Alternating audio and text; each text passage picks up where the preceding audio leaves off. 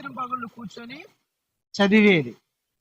ప్రియమైన దేవుని బిడ్డలారా, ఒక వ్యక్తిని ఇష్టపడితే అతని మనసు అర్థమవుతుంది. ఇష్టపడకుండా ఆ వ్యక్తి మనసు అర్థం కాదు. అట్లాగనే పరమగీత గ్రంథములలో ఉన్న ఈ వాక్యము మనకు అర్థం కావాలంటే, ఈ వాక్యమును రాపించిన ఆయన మనసు మనకు అర్థం కావాలి. అర్థం కావాలంటే మనం ఆయనను ప్రేమించాల. మనము ఆయనను ప్రేమించుకోకుండా ఉంటే, మనము ఆయన ఎవరో మనకు తెలియకుండా ఉంటే ఆ మాటలు మనకు అర్థం కావు. ఆ మాటలు మనకు అర్థం కావాలంటే ఆయనను ప్రేమించాలి. ఈ వాక్యం మనకు అర్థం కావాలంటే, ప్రియమైన దేవుని బిడ్డలారా, దేవుని వాక్యం ఒక వ్యక్తికి అర్థం కావాలంటే దేవుని ప్రేమించాలి. యేసయ్యని ప్రేమిస్తే యేసయ్య మనసు అర్థమవుతుంది, యేసయ్య ప్రేమ అర్థమవుతుంది. నువ్వు యేసయ్య మనసు అర్థమైతే, యేసయ్య ప్రేమ అర్థమవుతే దేవుని వాక్యం చదవుకోకుండా ఉండలేవు. పరిశుద్ధాత్మ దేవుడు నీతో మాట్లాడుకోకుండా ఉండలేడు. కాబట్టి మనం ఏం చేయాలంటే దేవుని ప్రేమించడం నేర్చుకోవాలా. దేవుని ప్రేమిస్తే దేవుని వాక్యాన్ని చదువుతారు. దేవుని వాక్యాన్ని చదివితే అందులో దేవుడు మన కోసం రాసినవన్నీ మన జీవితంలో నెరవేరుతాయి. అట్లా నడవడానికి మనం ఇష్టపడతాం.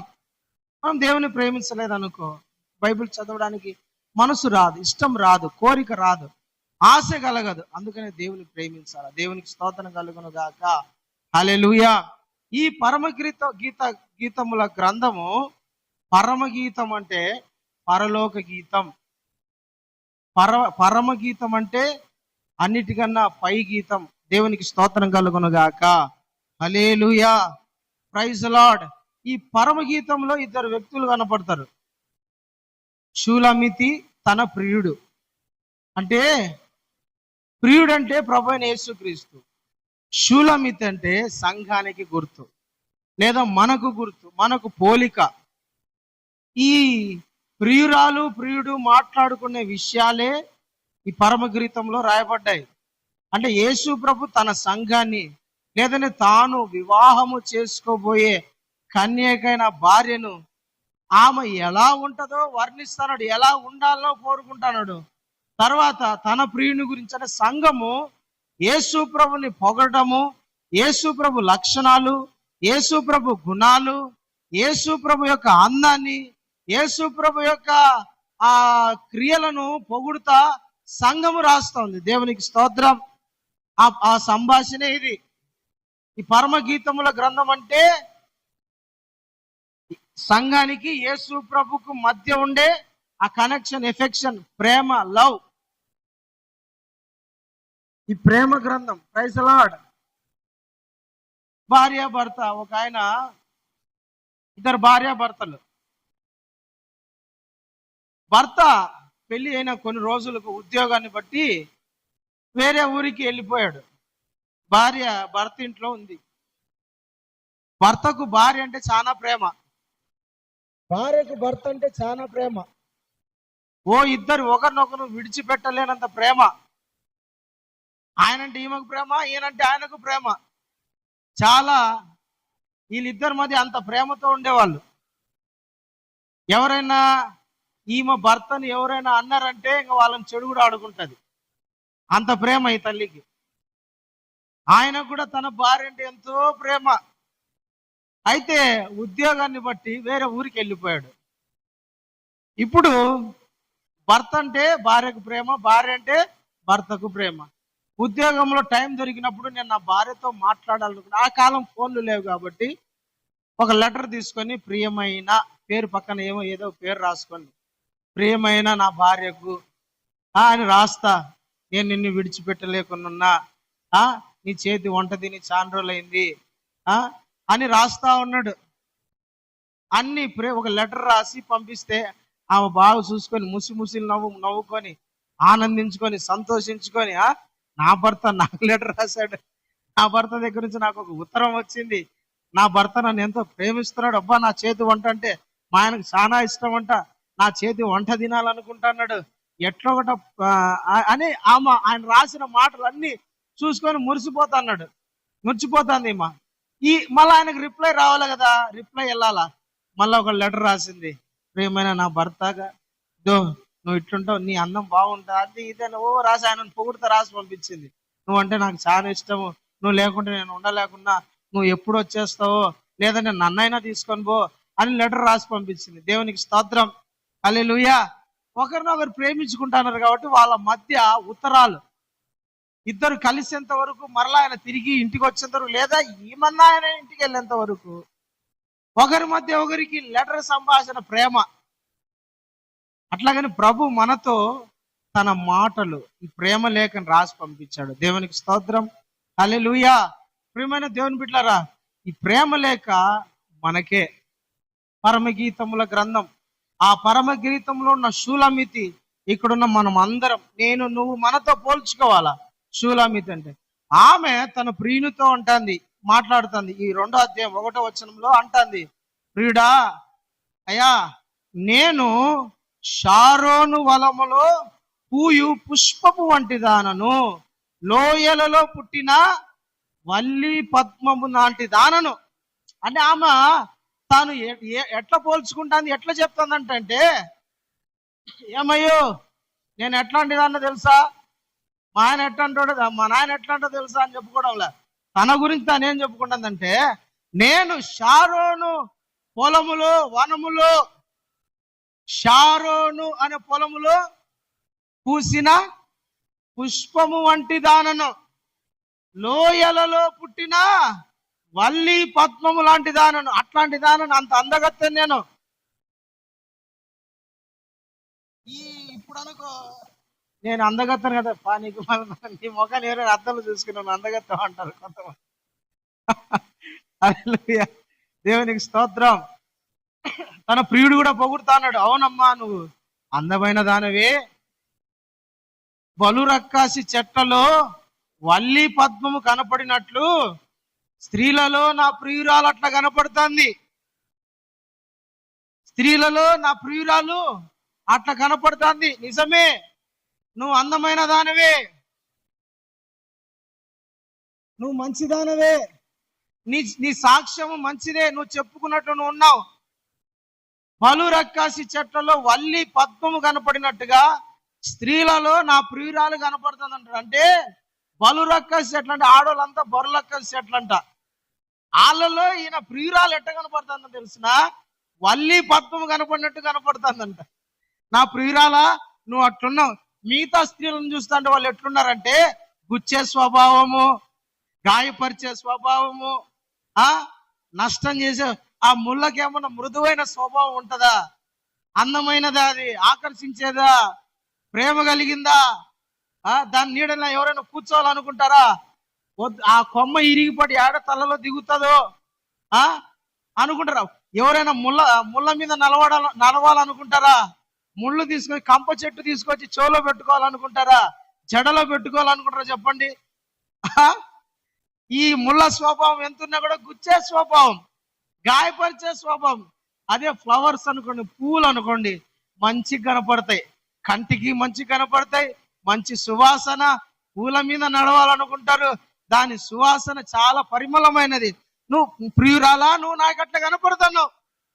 లోకంలో చూసిన ఆడవాళ్ళందరికన్నా నువ్వు చాలా ముద్దుగా ఉన్నావు, నీ సాక్ష్యం బాగుంది, నీ సాక్ష్యం అందంగా ఉంది, నువ్వు చూడటానికి చాలా ప్రేమ కలిగిన దానిగా ఉన్నావు అని తన ప్రియురాల్ని పొగుడుతా అన్నాడు. దేవునికి స్తోత్రం కలుగును గాక, హల్లెలూయా. షారోను పొలములో పూసిన పుష్పము వంటిదంట. షారోను అంటే అర్థం ఏంటంటే మైదానము లేదా పొలము అని అర్థం. ఇంగ్లీష్ లో రాయబడింది ఏంటంటే, I am the rose, I am the valley of lily flower. Lily అని ఉంటది, రోజ్. నేను రోజ్ ఫ్లవర్ ని లిల్లీ పువ్వున నామ పోల్చుకుంటాంది. రోజ్ ఫ్లవర్ అంట, లిల్లీ ఫ్లవర్ అంట. చూసినారా ఎప్పుడైనా రోజ్ ఫ్లవర్ ని? చూసినారా లేదా? ఏంది అందరు రోజ్ ఫ్లవర్ చూసినారా లేదంటే సైలెంట్గా ఉన్నారు? మాకు పూలే తెలియదు పాస్టర్ అయ్యి అన్నట్టుంది. మాకు పూలే తెలియదు పాస్టర్ అయ్యి అన్నట్టుంది. రోజ్ ఫ్లవర్ చూసారు కదా, లిల్లీ ఫ్లవర్ చూసారా? రెండు చూసారు. రోజ్ ఫ్లవర్ ఏమో రెడ్ కలర్ ఉంటది, లిల్లీ ఫ్లవర్ ఏమో వైట్ కలర్ ఉంటది, అంతే కదా? అది బ్లాక్, ఇది ఆరెంజ్ కలర్ ఏమైనా ఉంటుందా? ఏం లేదు. రోజ్ ఫ్లవర్ అంటే రెడ్, లిల్లీ ఫ్లవర్ అంటే వైట్. రోజ్ ఫ్లవర్ చూడడానికి చాలా అందంగా ఉంటది. అది అంత వాసన ఏమి ఉండదు కానీ అందమైనది. లిల్లీ ఫ్లవర్ స్మెల్ బాగా వస్తుంది, అది పరిమళిస్తుంది, మంచి సువాసన ఇచ్చేది lily flower. Red colour rose flower వచ్చి ఆకర్షించుకుంటది మనిషిని కదా. ఎంత పూలంటే ఇష్టం లేనైనా కూడా రోజ్ ఫ్లవర్ చూస్తానప్పుడు భలే ఉంది కదా అనిపిస్తుంది. లిల్లీ ఫ్లవర్ వాసన భలే ఉంటదండి. దేవునికి స్తోత్రం కలుగును గాక. హల్లెలూయా. ఆమె పోల్చుకుంటాంది, ప్రియుడా నేను రోజ్ ఫ్లవర్ లాంటిదానని. ఇంగ్లీష్ లో చెప్పాలంటే నేను రోజాను, నేను పద్మాను అని చెప్పుకుంటాను. ఎవరు? నేను రోజాను, నేను రోజ్ ఫ్లవర్ అంటే ఇంగ్లీష్ తెలుగులో అర్థం ఏందమ్మా? ఏందయ్యా రోజ్ ఫ్లవర్ అంటే? తెలుగులో రోజ్ ఫ్లవర్ ఏమని పిలుస్తారు? ఏమని పిలుస్తారు? కర్ణాకరణ ఏమని పిలుస్తారు? రోజా పువ్వు, అంతే కదా? అంతే కదా. లిల్లీ ఫ్లవర్ ని తెలుగులో సంపంగి కాదు, పద్మ పువ్వు అంటారు. హల్లెలూయా. సంపంగి అనే వాళ్ళు ఉన్నారు, ఆ పేరు పెట్టి పిలిచే వాళ్ళు ఉన్నారు. అయితే తనను తాను ఏమని పిలుచుకుంటానంటే, ప్రియుడా, నా ప్రాణ ప్రియుడా, నేను రోజ్ ఫ్లవర్ను, నేను పద్మాను, నేను రోజానయ్యా. నేను పద్మాను, రోజాను. దేవునికి స్తోత్రం. హల్లెలూయా. యేసు ప్రభు దగ్గర తన సాక్ష్యం చెప్పుకుంటుంది. ఒక బైబిల్లో ఒక వ్యక్తి కూడా ఉన్నాడు, ఆయన పేరు హిజ్కియా. ఆయన కూడా తనను తాను యేసు ప్రభుకు, దేవునికి, ఆయన గురించి ఆయన చెప్పుకున్న, ప్రభా నేను నీ సన్నిధిలో ఎట్లా బ్రతికానో తెలుసు కదా, ఎంత నిర్దోషంగా ఉన్నానో తెలుసు కదా, ఎంత భక్తిగా బ్రతికానో నేను నీకు తెలుసు కదయ్యా. ఒకసారి ఆ మాట చదువుతారా? రాజుల రెండో గ్రంథం. ఒకసారి అందరూ పరిశుద్ధ గ్రంథాలు తెరిచి రాజుల 2వ గ్రంథంలో 20వ అధ్యాయము 2-3 వచనాల్లో అక్కడ ఆ మాట ఉంటది. యెహోవా, చదువునానా, అతడు తన 20వ అధ్యాయము 2-3 వచనాలు, అతడు తన ముఖమును గోడ వైపు తిప్పుకొని, యెహోవా, యథార్థ హృదయుడనై సత్యముతో నీ సన్నిధి నేను ఎట్లు నడుచుకుంటునో, నీ దృష్టికి నేను అనుకూలముగా సమస్తమును నేను ఎట్లు జరిగించునో, కృపతో నన్ను జ్ఞాపకం చేసుకోమని హిజ్కియా కన్నీళ్లతో యెహోవాకు ప్రార్థన చేశాను. దేవునికి స్తోత్రం. హిజ్కియా తన గురించి తాను సాక్ష్యం చెప్పుకుంటాడు. ఎవరితో చెప్పుకుంటాడు తెలిసిన? యేసయ్యతో, తన ప్రియునితో, తన దేవునితో చెప్పుకుంటాడు. ఏమని? యేసయ్యా, యథార్థ హృదయుడనై ఉన్నది ఏదో నేను బయట ఒకటి జరిగించి నీ సన్నిధి లేకొచ్చి ఒకటి ప్రార్థన చేయలా. బయట ఒక రకంగా నడుచుకొని మందిరం లేకొచ్చి ఒక రకంగా నడుచుకోలా. బయట ఒక రకంగా ఉండి మందిరంలో నీ సన్నిధిలో ఒకలాగా లేను. యథార్థ హృదయుడనై, నా హృదయంలో నేనేమనుకుంటానో, బయట నేను ఎట్లా బ్రతుకుతానో, నీ సన్నిధికి వచ్చి నేను అట్లే బ్రతుకుతున్నాను ప్రభా, అది నీకు తెలుసు. నేను ఎంత యథార్థ హృదయుడనై ఉన్నానో అది నీకు తెలుసయ్యా. నేను సత్యముతో బ్రతుకుతున్నా, సత్యముతో జీవిస్తున్నా, నిన్ను మాత్రమే పట్టుకొని నేను బ్రతుకుతున్నాను ప్రభా. ఎక్కడ కూడా అసత్యాన్ని, దుర్బోధను, అసత్యంగా నేను నడుచుకోలేదు ప్రభా. నీ సన్నిధిలో నేను ఎట్లు నడుచుకున్నానో నీకు తెలుసు. ప్రియమైన దేవుని బిడ్డలారా, మనము మన ప్రభు దగ్గర సాక్ష్యం చెప్పుకోవాలా. ఏం చెప్పాలా? సాక్ష్యం చెప్పాలా. దేవునికి స్తోత్రం. హల్లెలూయా. మనము మన ప్రభు దగ్గర సాక్ష్యం పలకాల. నేను యథార్థంగా ఉన్నానయ్యా, నేను నీతిగా ఉన్నానయ్యా, నేను పరిశుద్ధంగా ఉన్నాను ప్రభా అని మనం మన ప్రభు దగ్గర మనం సాక్ష్యం చెప్పుకోవాలా. ఒక భర్త భార్యల కుటుంబంలో జరిగిన విషయం. భర్త ఉద్యోగస్తుడు, ఆయనకు మంచి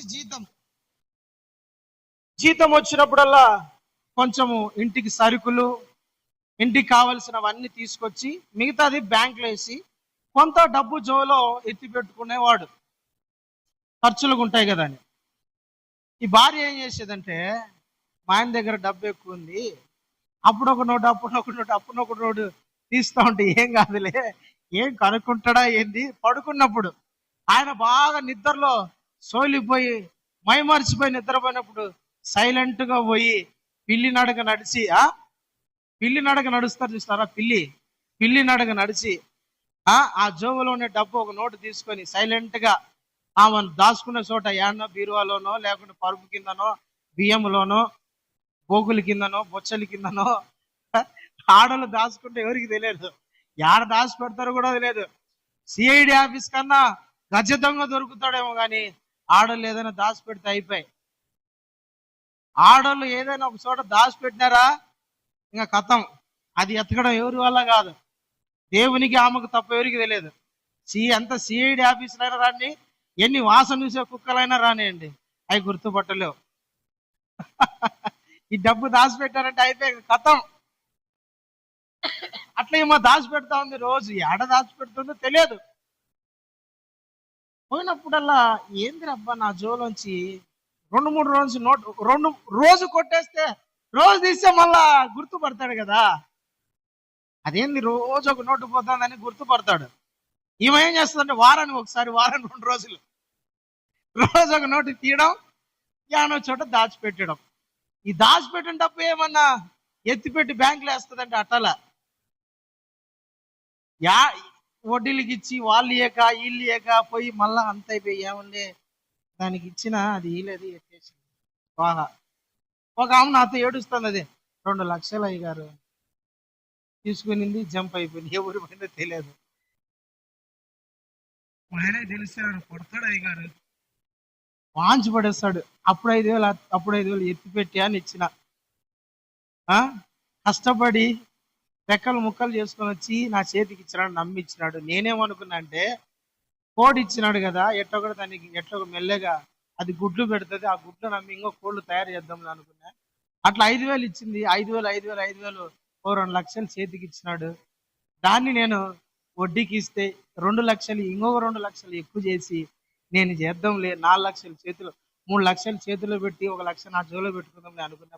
అసయ్యా మొత్తానికి ఉన్నది పోయింది, లేనిది పోయింది. ఏమి చేయాలో నాకు అర్థం కావడంలే. కానీ ప్రార్థన చేయి పాస్టయ్యా, మా ఆయనకు తెలిసిందంటే ఈ విషయం మటుకు నన్ను ఏం చేస్తాడో నాకు తెలియదు. రాత్రి ఉంటుంది నాకు భజన, ఏం చేయాలో చెప్పు పాస్టయ్యా అని నాకు ఫోన్ చేసింది.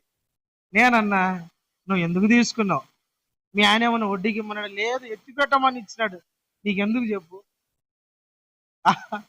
అట్లా ఈమె కూడా ప్రతిరోజు ఎత్తిపెట్టింది, అది ఎవరి చేతిలోనే పెట్టిపోయింది. మొత్తం భర్తకు రోజు డౌట్ వచ్చింది. ఒకరోజు డౌట్ వచ్చి ఏం జరుగుతుంది అని ఒకరోజు అట్టే పెట్టి పడుకున్నట్టు నటించినాడు, రగ్గు కప్పుకొని. చూస్తాం, దొంగ ఎదురు దొరకకుండా పోడు కదా, కళ్ళు మూసుకొని కావాలనే. పిల్లి మన ఇంట్లోకి వచ్చి ఎప్పుడు పాలు తాగిపోతుందో తెలియదు. అట్లా ఏ పిల్లో పసిగట్టాలా, పసిగట్టాడు. దొరికింది మొత్తానికి పిల్లి, భార్య అనే పిల్లి.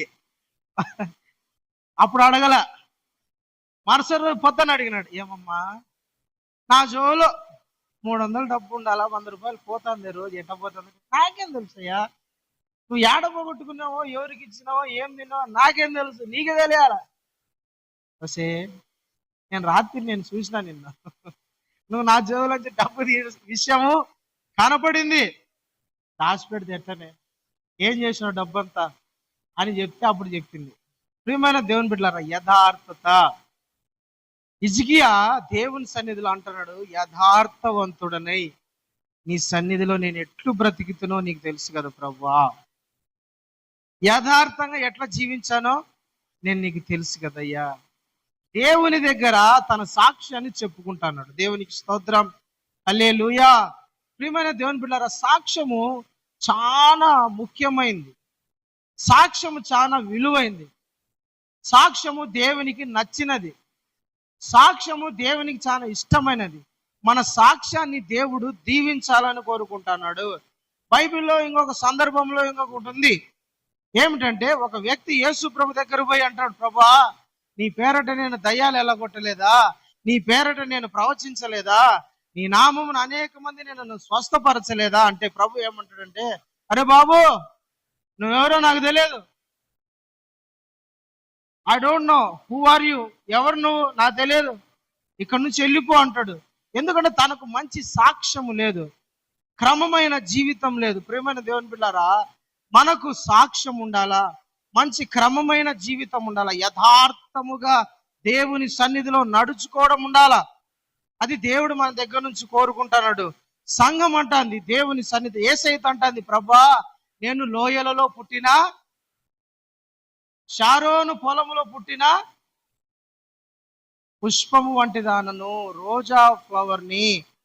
రోజ్ ఫ్లవర్ దేనికి గుర్తు అంటే, ఎరుపు దేనికి గుర్తు? బైబిల్లో రాయబడింది యేసు రక్తానికి గుర్తు, పరిశుద్ధతకు గుర్తు, పరిశుద్ధ మార్గాన్ని, పరిశుద్ధ ప్రవర్తనకు, పరిశుద్ధ జీవితానికి గుర్తు.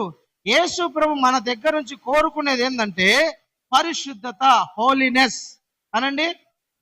మన దగ్గర నుంచి కోరుకునేది పరిశుద్ధత కోరుకుంటున్నాడు యేసయ్య. మనము పవిత్రంగా ఉండాలని కోరుకుంటున్నాడు. మనము దేవుని సన్నిధిలో పవిత్రంగా ఉండాలి, లోకములో కూడా పవిత్రంగా ఉండాలని దేవుడు కోరుకుంటున్నాడు. మనము లోకములో ఎక్కడున్నా, ఏ ప్రాంతంలో ఉన్నా మనల్ని పవిత్రులుగా ఉండాలని దేవుడు కోరుకుంటున్నాడు. ప్రియులారా, మనము దేవునికి చెప్పాలా, దేవుని దృష్టిలో కనపడాలా, మనము పవిత్రులుగా ఉన్నాము, పరిశుద్ధులుగా ఉన్నాము, నీతిమంతులుగా ఉన్నామని దేవుడు మనల్ని చూసి సాక్ష్యం చెప్పాలా. దేవునికి ఇష్టమైంది ఏంటి? పరిశుద్ధత. ఏంటి? పరిశుద్ధత. శుభ్రత అనేది శరీరానికి సంబంధించింది, పరిశుద్ధత, పవిత్రత, పరిశుద్ధత అనేది మనసుకు సంబంధించింది. శరీరం మటుకు బాగుండడం కాదు, అన్నిటికన్నా ముఖ్యమైనది ఆత్మ, హృదయం. ఇవి మనకు చాలా ముఖ్యమైనది. పరిశుద్ధత చాలా ముఖ్యమైనది. అందుకని దేవుడు కోరుకునేది ఏంటంటే పరిశుద్ధంగా ఉండాలి. పరిశుద్ధత లేకోకుండా, హృదయ శుద్ధి లేకోకుండా ఎవడు నన్ను చూడలేడు. హెబ్రీ పత్రికలో ఉంటది 12వ అధ్యాయంలో, హృదయ శుద్ధి లేకుండా ఎవరు కూడా నన్ను చూడలేరు. హృదయం శుద్ధిగా ఉండాలా, హృదయం పవిత్రంగా ఉండాలా, ఆత్మ పరిశుద్ధంగా ఉండాలా. దేవుడు మన దగ్గర నుంచి కోరుకునేది పవిత్రత, పరిశుద్ధత.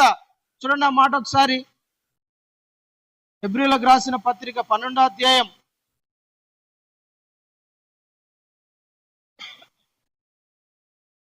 14వ వచనం. అందరితో సమాధానమును పరిశుద్ధతయు కలిగి ఉండుటకు ప్రయత్నించుడి. పరిశుద్ధత లేకుండా ఎవడును ప్రభువును చూడడు. ఎవ్వరు కూడా పరిశుద్ధత లేకుండా ఎవరు ప్రభువును చూడలేరు. ప్రియమైన దేవుని బిడ్డలారా, మనము మన హృదయమును పవిత్రపరచుకోవాలా. మన హృదయం యేసు రక్తముతో కడగబడాలా. మన హృదయము యేసయ్య రక్తముతో శుద్ధి చేయబడాలా. పరిశుద్ధత అనేది ఎట్లొస్తుంది? పరిశుద్ధత అనేది ఎట్లొస్తుంది చెప్పండి? నా వైపు చూడండి ప్రియమైన దేవుని బిడ్డ, నా వైపు చూస్తామనండి. పరిశుద్ధత ఎట్లా వస్తుంది? అది ఎక్కడైనా కొనుక్కోవాలా? ఎక్కడైనా దొరుకుతుందా? అది ఎవరైనా అమ్ముతారా? పరిశుద్ధత సబ్బా అదేమన్నా అమ్మడానికి తీసుకుపోయి కడుక్కొని ఒళ్ళు గురుద్దుకుంటే ఒంటి మీద ఉన్న మురికి మట్టి పోయి మంచి వాసన రావడానికి, నీటిగా అందం, మొహం బాగా కనపడడానికి అది సబ్బు కాదు. ఎక్కడైనా పోయి కొందామంటే పరిశుద్ధత ఎక్కడొస్తుందంటే యేసు రక్తములోనే పరిశుద్ధత ఉంది. హల్లెలూయా, హల్లెలూయా. ప్రియమైన దేవుని బిడ్డలారా, యేసు రక్తం వలన కాక ఎవడు కూడా పరిశుద్ధుడు, పవిత్రుడు కాలేడు. యేసయ్య రక్తము దగ్గరికి రావాలా, ఆయన దగ్గర మన పాపములను ఒప్పుకోవాలా, మనల్ని మనము పవిత్రులుగా చేసుకోవాలా. అంతేగాని పరిశుద్ధత మనుషుల వల్ల కలగదు. పరిశుద్ధత దేవుని వలన కలిగేది, పవిత్రత దేవుని వలన కలిగేది. శుద్ధీకరించుకోవాల్సింది దేవుని దగ్గర. దేవుడు మనల్ని శుద్ధీకరించాలా. హల్లెలూయా, హల్లెలూయా. ఆత్మ తయారు చేసింది దేవుడు కాబట్టి దాన్ని పవిత్రపరిచేది కూడా దేవుడే. ఆత్మ దేవుంది కాబట్టి ఆత్మను శుద్ధి చేసేది కూడా దేవుడే. కాబట్టి ఆత్మను శుద్ధి చేసుకోవాలంటే దేవుని దగ్గర రావాలి. ఎట్లా శుద్ధీకరించబడాలంటే దేవుని వాక్యం వినాలా, యేసయ్య మీద విశ్వాసం ఉంచాలా. ప్రభువా నా పాపములన్నీ కడుగు అని దేవుని సన్నిధిలో ఒప్పుకోవాలా. దేవుడు మన ఆత్మను ఆయన రక్తంతో కడుగుతాడు. ఆయన రక్తంతో కడగడం అంటే మనల్ని ఒక చోట కూర్చోబెట్టి నీళ్లు మీద పోసినట్టు ఏదో ఒక రక్తం తీసుకొని మన మీద పోసుకుంటే పవిత్రులు అయిపోతాం, అది కాదు. ఫస్ట్ మనకు కావాల్సింది యేసు రక్తం మన మనస్సును మన ఆత్మను శుద్ధి చేస్తుంది. వాక్యము మనలను మన పై రూపాన్ని, అర్థమైందా, మన అంతరంగాన్ని మన పై రూపాన్ని కూడా శుద్ధి చేస్తుంది. యేసు రక్తం గుర్తుపెట్టుకోండి. విశ్వసించినప్పుడు, నమ్మినప్పుడు, శిలువ త్యాగము, యేసయ్య బలియాగం నువ్వు నమ్మినప్పుడు జరిగేది ఏంటంటే ఆత్మ మనస్సు ఈ రెండు కూడా యేసయ్య తన రక్తంతో కడుగుతాడు, పవిత్రపరుస్తాడు, శుద్ధి చేస్తాడు. అయితే పై రూపం ఉంది కదా, శరీరం ఉంది కదా, ఈ శరీరం ఎట్లా పరిశుద్ధపరచబడుతుంది అంటే పరిశుద్ధాత్మ, దేవుని వాక్యం, ఈ రెండు ఉండాల. ఈ పైన శరీరం పరిశుద్ధపరచబడాలంటే. కాబట్టి దేవుని బిడ్డలారా, మనము పవిత్రపరచబడాలా. దేవుడు మన దగ్గర నుంచి కోరుకునేది అంటే పరిశుద్ధత, హోలీనెస్, అది మనలో ఉండాలా. అది మనలో లేకోకుంటే దేవునికి మనం నచ్చం. దేవుడు మనల్ని ఇష్టపడాడు, మన ప్రియుడు మనల్ని ఇష్టపడాడు. మన ప్రియుడు మనల్ని ఎంత అందంగా ఉన్నా సరే, ఒక అమ్మాయిని, క్యారెక్టర్ లేని అమ్మాయిని ఎవరైనా పెళ్లి చేసుకుంటారండి? ఎంత అందంగా ఉన్నా, కోట్ల ఆస్తి పర్రాలైనా, చూడటానికి చక్కగా ఉన్నా, నిగలాడుతున్నా, భూమి మీద ఉన్న 100 మంది అమ్మాయిలకు మించి అందగత్తైనా, ఎందులో ఏ లోపము లేనిదైనా సరే, క్యారెక్టర్ లేని అమ్మాయిని ఎవరైనా పెళ్లి చేసుకుంటారా? చేసుకోరు. యేసయ్య మన దగ్గర నుంచి కోరుకునేది అంటే పై రూపాన్ని మాత్రం కాదు, అంతరంగాన్ని ఫస్ట్ కోరుకుంటాడు. హృదయము శుద్ధి చేయబడాలి. హల్లెలూయా. హృదయము పవిత్రపరచబడాలి. హృదయం యేసు రక్తముతో కడగబడాలి. తరువాత పై రూపాన్ని అది పై రూపం అనేది మనల్ని మనం పవిత్ర చేసుకునేది.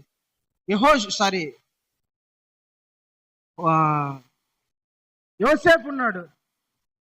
యోసేపు పవిత్రుడై, ఎట్లా పవిత్రుడై పాపము నుండి పారిపోయాడు. మనము కూడా పాపము నుండి పారిపోవాల. పాపం ఎక్కడైనా కనపడినా, పాపము జరిగే స్థలం ఏదైనా అక్కడ ఉండకూడదు. పాపము నిన్ను ప్రేరేపించగా దాని వైపు నువ్వు ఏం చేయకూడదంట, వెళ్ళకూడదు. తిమోతితో పౌలు అంటాడు, యవనస్తుడా నీ యవనేచ్ఛల నుండి దూరంగా పారిపో. నీ యవన ఇచ్చలుంటాయి, యవన కోరికలుంటాయి, యవన ఆశలుంటాయి. యవనానికి ఈ యవనము శరీరము ఇంకా యవ్వనము పొందిందంటే దానికి కోరికలు వస్తాయి. ఆ కోరికలను నుండి నువ్వు దూరంగా పారిపో. లేదంటే అట్లా ప్రేరేపించే వాళ్ళు ఉంటారు, మాట్లాడే వాళ్ళు ఉంటారు, ఆ క్రియలు నీకు కనపడుతూ ఉంటాయి. వాటి మీద నీ మనసు పెట్టుకోకుండా నువ్వు పారిపో. ఆ నుంచి పాపం ఎక్కడైనా జరుగుతుంటే అక్కడ ఉండకూడదంట, పారిపోవాలంట. ఏం చేయాలా? పారిపోవాలా. ఎక్కడైనా బూతులు మాట్లాడుకుంటానా, సరసోక్తులు మాట్లాడుకుంటానా, లేదంటే ఎక్కడైనా పనికి మాటలు మాట్లాడుకుంటానా, ఎక్కడైనా లేదంటే దేవునికి వ్యతిరేకమైన మాటలు మాట్లాడుకుంటానా, నిన్ను పాడు చేసే మాటలు మాట్లాడుకుంటానా, మనం అక్కడ ఉండకూడదు. పాపమును ప్రేరేపించే చోట మనం ఉండకూడదు. ఏం చేయాలి? పారిపోవాలా. పారిపోయి ప్రార్థన చేయు వారితో కలిసి నువ్వు ఉండాలి. పవిత్రమైన చేతులెత్తి ప్రార్థన చేయండి. దేవునికి స్తోత్రం. హల్లెలూయా, హల్లెలూయా. ప్రియమైన దేవుని బిడ్డలారా, దేవుడు మన దగ్గర నుంచి కోరుకునేది ఏంటంట? పరిశుద్ధత. ఏంటి? పరిశుభ్రము, పరిశుద్ధత. తను తన ప్రియునితో సాక్ష్యం, ప్రియుడా నేను షారోను లోయలో పుట్టిన పరిశుద్ధమైన పువ్వుని, ఎరుపు రక్తముతో నిండిన కడగబడిన పరిశుద్ధమైన కన్యకను. దేవునికి స్తోత్రం. హల్లెలూయా. 2 కొరింథీయులకు రాసిన 2వ పత్రిక 11వ అధ్యాయం 12వ వచనంలో రాయబడి ఉంటది. దైవజనుడు ఈ మాట చెప్తాడు, పవిత్రురాలైన కన్యకగా క్రీస్తుకు మిమ్మల్ని ప్రదానం చేసి తిని. అంటే సంగమా, ప్రియమైన దేవుని బిడ్డలారా, మీకు నేను వాక్యము చెప్పి వాక్యము ద్వారా, వాక్యాన్ని మీరు అంగీకరించడం ద్వారా, ఒప్పుకోవడం ద్వారా నేను మీకు బాప్తీసం ఇచ్చి యేసు ప్రభుకు మిమ్మల్ని ప్రదానం చేసిన, ఇదిగో ప్రభా, ఈ రోజు నుంచి ఈ వ్యక్తి లేదంటే ఈమె నీ సొంతం, నీ బిడ్డ, లేదంటే నీవు పెళ్లి చేసుకోబోయే వధువు అని ఆయనకు నేను ప్రధానునిగా లేదా ప్రదానం చేసిన, ఎంగేజ్మెంట్ చేసిన, కన్యకగా నిన్ను ఆయనకు సమర్పించేసిన, నీవు కాపాడుకోవాల్సిన బాధ్యత నీ మీద ఉంది. ఆయనకు సమర్పించేసినాడు. హల్లెలూయా. మనము ఎవరి వాళ్ళమంట? క్రీస్తుకు ప్రదానము చేయబడిన కన్యకలము. దేవునికి స్తోత్రం. హల్లెలూయా. ఇప్పుడు మనల్ని మనము కాపాడుకుంటా ఉండాలా, పవిత్రపరుచుకుంటా ఉండాలా. మనం యేసయ్యకు ప్రదానం చేయబడిన వాళ్ళం. మనం యేసు రక్తంతో కడగబడిన వాళ్ళం. మనము పవిత్రంగా ఉండాలి. Praise the Lord. హల్లెలూయా. ప్రియమైన దేవుని బిడ్డలారా, మనము యేసు ప్రభు నచ్చేటట్టుగా మనం మారిపోవాలి. మనల్ని మనం అట్లా తయారు చేసుకోవాలి. కొత్తగా ఒక అబ్బాయి గవర్నమెంట్ ఎంప్లాయ్, వాళ్ళ తల్లిదండ్రులు, అరే బాబు, నాన్న, నీకు 25 సంవత్సరాలు వచ్చినాయి, గవర్నమెంట్ ఉద్యోగం చేస్తున్నావు, మంచి జీతం వస్తుంది, బాగున్నావు, ఇంకా పెళ్లి చేసుకో, ఇంకా ఆలస్యం ఎందుకు, ఈ వయసులో పెళ్లి చేసుకుంటేనే నీకు బాగుంటుందిరా, యవన వయసు దాటిపోకముందుకి పెళ్లి చేసుకుని ఆయన అని తల్లిదండ్రులు చెప్పారు. సరే, తల్లిదండ్రుల మాట కాదనుకోకుండా ఎట్లా ఉద్యోగం వచ్చింది, బాగా సెటిల్ అయినా, వయసులో ఉన్న, పెళ్లి చేసుకోవాలి. సరేనమ్మా, మీరే మంచి అమ్మాయిని చూసి నాకు వివాహం చేయండి, నీకేమైనా క్వాలిటీస్ కావాలన్నా అంటే, ఆ అబ్బాయి అన్నాడంట, అందగత్తె కాకపోయినా పర్వాలే, ఉద్యోగం లేకపోయినా పర్వాలే, మంచి గుణం ఉంటే చాలు, మంచిగా ప్రేమిస్తే చాలు, బాగుంటే చాలు అని అనుకున్నాడు. తల్లిదండ్రులు ఏమనుకున్నారంటే, వీడి తిక్కలోడు, ఈయనకేం తెలియదు, అందుకని అందం వద్దు, ఆస్తి వద్దు అని అనుకుంటున్నాడు, ఏం తెలియదు, మనం పోయి చూద్దాము మంచి అందగత్తెను, మంచి ఆస్తి పరురాలను, లేదంటే బాగా ఉండేదాన్ని, ఈడుగు జోడు సరిపోయేట్టుగా చూద్దాంలే అనుకొని ఇంకా పెళ్లి చూపులు స్టార్ట్ చేస్తారు. ఒక ఊరికి పోయినారు, ఒక పల్లెటూరికి పోయినారు. అమ్మాయి బాగుంది, చూడ్డానికి చక్కగా ఉంది, చాలా అందంగా ఉంది, బాగుంది, హైటు, పొడుగు, కలరు, ఆ లావు అన్నీ కరెక్ట్గా ఉంది, ఆస్తి కూడా ఉంది, నాయనకు మంచి పొలాలు ఉన్నాయి, బాగా ఆస్తి ఉంది, బాగా అన్ని చూడ్డానికి అంతా బాగుంది. పెళ్లి కొడుకు అమ్మ, అబ్బాయి వాళ్ళ అమ్మ నాన్న వచ్చి కూర్చున్నారు, చూశారు, అమ్మాయి బాగా చక్కగా ఉంది, బాగుంది, ఆస్తులు కూడా బాగున్నాయి. ఈ అమ్మాయి అయితే మా వానికి బాగుంటుందని అమ్మాయితో మాట్లాడుకోకుండా ఈ అమ్మాయి మాకు ఫిక్స్ అని చెప్పుకొని వెళ్ళిపోయి, కొడక, నీకు ఒక మంచి సంబంధం చూసినాను రా, నీ పక్కన నిలబడితే సూపర్ రా, మీరిద్దరు మంచి జంట, మంచి అందము, మంచి కలరు, మంచి హైట్, మంచి వెయిట్, అన్ని కరెక్ట్గా ఉన్నాయి, మంచి ఆస్తి ఉందిరా. నా కొడుకు అనుకున్నాడు, అబ్బా, మా అమ్మ మనల్ని మంచి సంబంధం ఉంటుందిలే అని అనుకున్నారు.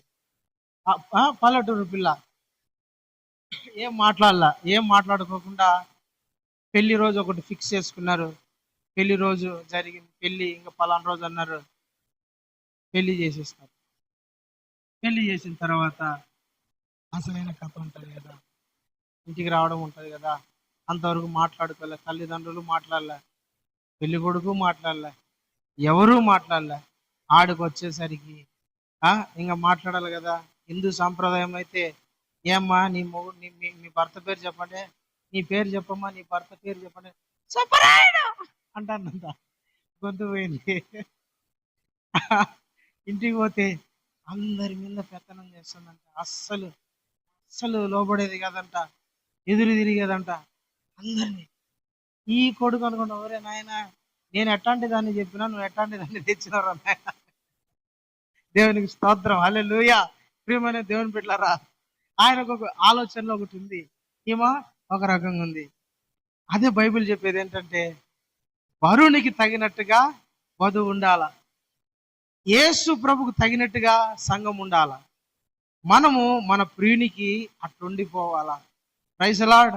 మనము పవిత్రంగా ఉండాలని యేసయ్య కోరుకుంటున్నాడు, పరిశుద్ధంగా ఉండాలని యేసయ్య కోరుకుంటున్నాడు.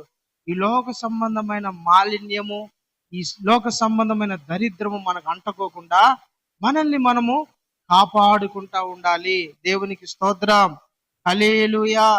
ప్రియమైన దేవుని బిడ్డలారా, అట్లా ఉండాలని ప్రభువైన యేసుక్రీస్తు కోరుకుంటా ఉన్నాడు. మనం ఎట్లుండాలా? పవిత్రంగా ఉండాలా, పరిశుద్ధంగా ఉండాలా. యవన పిల్లలు కాలేజీలు చదువుతున్నా, కాలేజీకి వెళ్తున్నా, ఇంట్లో ఉన్నా, ఎక్కడున్నా సరే పవిత్రంగా బ్రతకాల, పరిశుద్ధంగా బ్రతకాల. మిమ్మల్ని మీరు కాపాడుకోవాలా, మీ ప్రవర్తన జాగ్రత్తగా చూసుకోవాలా, మీ నడవడిక జాగ్రత్తగా చూసుకోవాలా. మీరు ఎక్కడైనా ఉన్నా కూడా మీ ప్రవర్తన బాగలేకపోతే, మీ క్యారెక్టర్ అనేది బాగలేకపోతే విలువ ఉండదు. అట్లాగా అందరూ కూడా యేసు ప్రభు దృష్టికి మనం పవిత్రులుగా కనపడాలి. హల్లెలూయా. తన గురించి తను సాక్ష్యం చెప్పుకుంటుంది, నా ప్రియునికి ప్రియుడా నేను పవిత్రమైన దానను. యేసు ప్రభు భూమి మీదకి 2000 సంవత్సరాల కిందట పాపులను రక్షించడానికి వచ్చాడు. కానీ పెళ్లి చేసుకునేది పాపులను కాదు, అలా గుర్తుపెట్టుకోండి. రక్షించడానికి వచ్చింది ఆయన, పాపులను రక్షించడానికి క్రీస్తు యేసు వచ్చాను, అది వాస్తవం.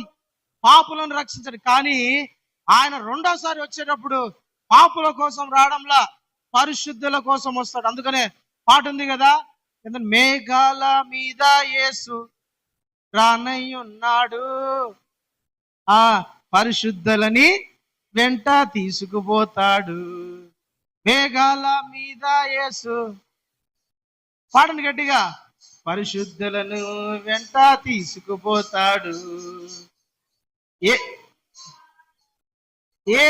ఈ సువార్త మూయబడున్, వాక్యమే కరువగును. ఈ సువార్త మూయబడున్, వాక్యమే కరువగును. యేసు రాజుగా వచ్చుచున్నాడు, భూలోకమంతా తెలుసుకుంటారు. గట్టిగా పడం, రాజుగా వచ్చుచున్నాడు, భూలోకమంతా తెలుసుకుంటారు. రవి కోటి తేజుడు రమ్యమైన దేవుడు, రవి కోటి తేజుడు రమ్యమైన దేవుడు రారాజుగా వచ్చుచున్నాడు. ఎట్లా? రారాజుగా వచ్చుచున్నాడు. యేసు రాజుగా భూలోకమంతా. ఆమేన్. ఎవరి కోసం వస్తున్నాడంట? మేఘాలు ఎక్కి మేఘాల మీద రాబోతున్నాడు. ఎవరి కోసం రాబోతున్నాడు? పరిశుద్ధుల కోసం రాబోతున్నాడు. పవిత్రంగా ఉన్న వాళ్ళ కోసం రాబోతున్నాడు.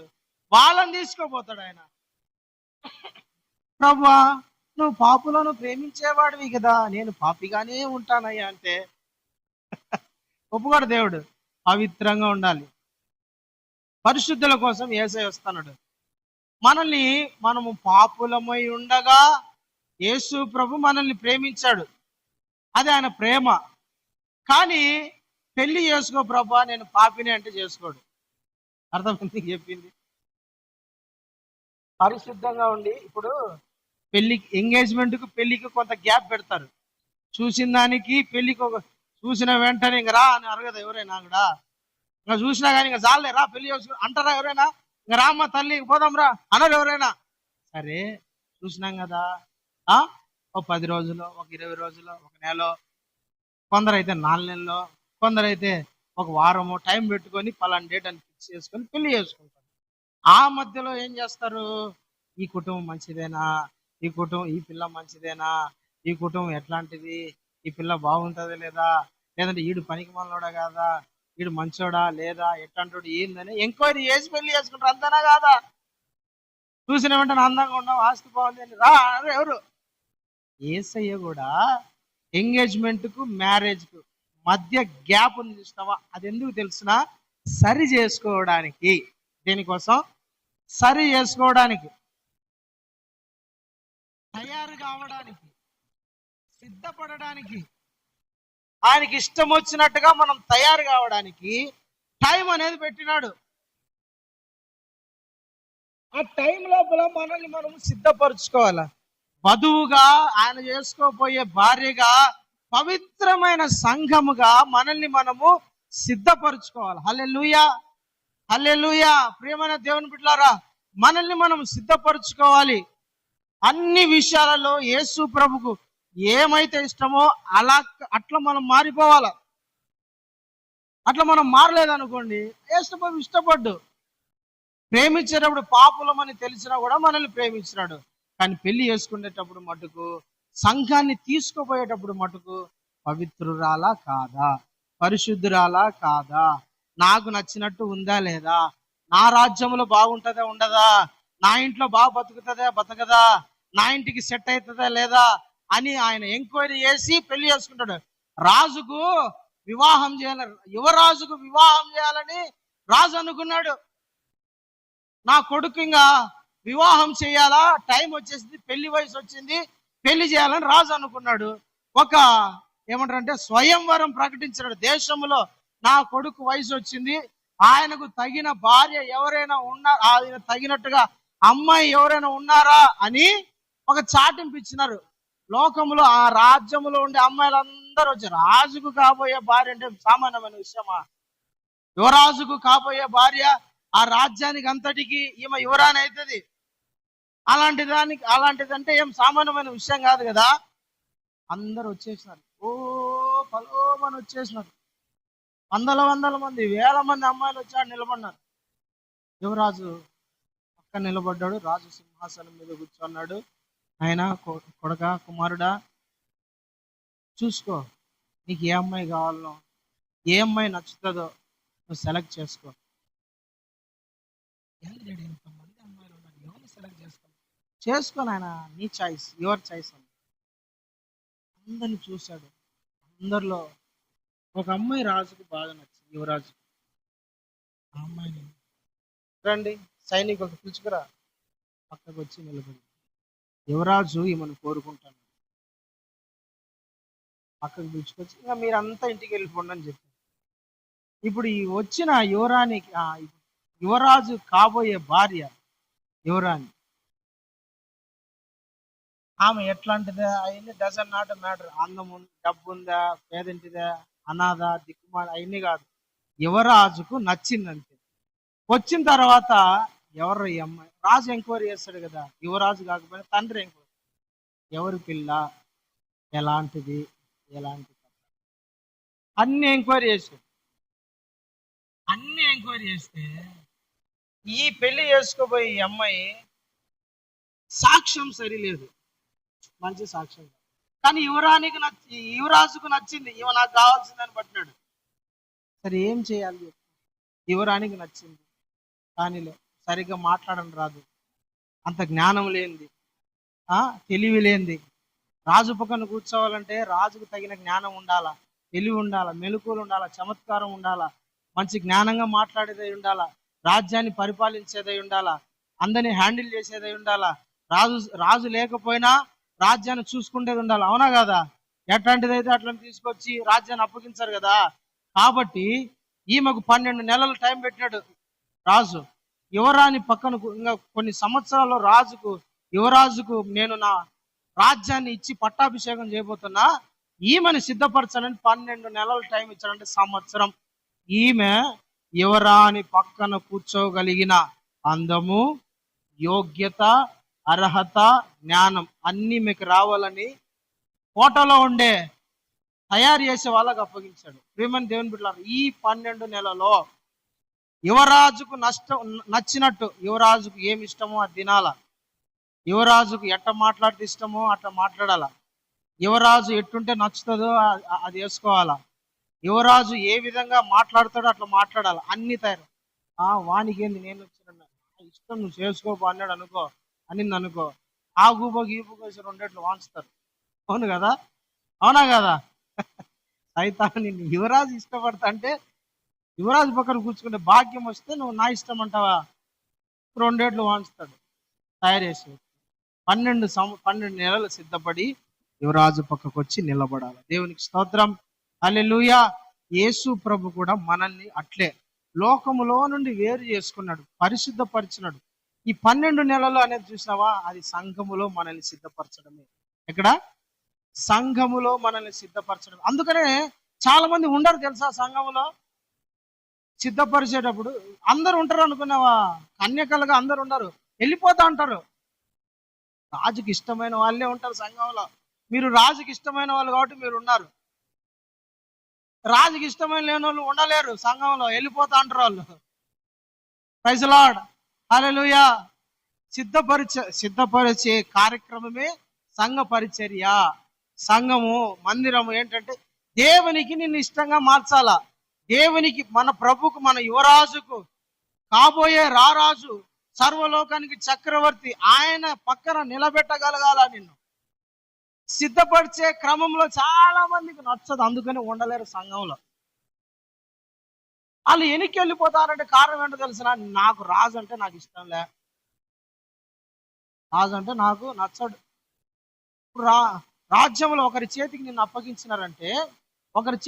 అప్పగించారంటే అతని కింద నువ్వు ఉండాలా లేదా? అతనికి నువ్వు అప్పగించుకోవాలా లేదా? నేను రాజుని పెళ్లి చేసుకో నువ్వేందో అన్నది అనుకో, ఒరే నువ్వు నేను కింద అప్పగించిన వానికే ఇడు లోబడడంలే, కింద అప్పగించిన వానికే ఇడు మాట వినడంలే, దీన్ని రిజెక్ట్ చేయండి అంటాడు. అంతే కదా? అవునాగా? ఇది నా కింద అధికారికే ఈమె లోబడ్డంలా, రాజు ఒప్పుకుంటాడా? ఈ సంఘ కాపరి ఎట్లాంటి వాడంటే, ప్రియమైన దేవుని బిడ్డలారా, నిన్ను అందంగా తయారు చేసి యేసు ప్రభు ఎదుట నిలబెట్టే తయారు చేసే వ్యక్తి. అందుకని ఏ వ్యక్తి అయినా సంఘ కాపరికి అప్పగించుకోవాలి, శిల్పకారునికి అప్పగించుకోవడం బైబిల్లో రాయబడి ఉంటుంది. పౌలు గారు అంటాడు, సంఘమా మీరు నాకు ఇంతగా అప్పగించుకుంటారని నేను అనుకోలేదంటాడు. ఒక శిల్పకారునికి రాయి ఏ విధంగా అప్పగించుకుంటారో మీరు నాకు అప్పగించుకున్నారు. నేర్పరి అయిన శిల్పకారుని వల్ల నేను పునాదులు వేసి అంటాడు. అంటే ఒక దైవజనుడు ఎలాంటి వాడంటే, శిల్పకారుడు శిల్పాలను ఏ విధంగా ఒక శిల్పకారి తయారు చేస్తారో అట్లాగనే ఒక దైవజనుడు ఒక సంఘాన్ని, ఒక వ్యక్తిని తయారు చేసి యేసు ప్రభు ఎదుట నిలబెట్టేవాడు. దేవునికి స్తోత్రం. అలాంటి వ్యక్తికి అప్పగించుకోవాలా. ప్రియమైన దేవుని బిడ్డలారా, మనం యేసు ప్రభుకి అప్పగించుకోవాలా. ఒకటి, మనల్ని మనం పవిత్రంగా పరిశుద్ధపరచుకోవాలి. ఏం చేయాలా? మనల్ని మనము యేసు రక్తముతో మనం కడగబడి యేసు ప్రభు దృష్టికి మనం పవిత్రంగా ఉండాలి. రెండోది ఏంటో తెలిసిన, white colour, lily flower, white, తెలుపు. తెలుపు దేనికి గుర్తు అంటే దేవుని పిల్లలు, వెలుగుకు, సాక్ష్యానికి గుర్తు, వెలుగుకు, క్రియలకు గుర్తు. తెలుపు దేనికి గుర్తు? ప్రకటన గ్రంథం 19వ అధ్యాయము, ఒకసారి ఆ మాట చదువు. ప్రకటన గ్రంథము 19వ అధ్యాయం 8వ వచనాన్ని ఒకసారి చదువుదామా, ముగించుకుందాము.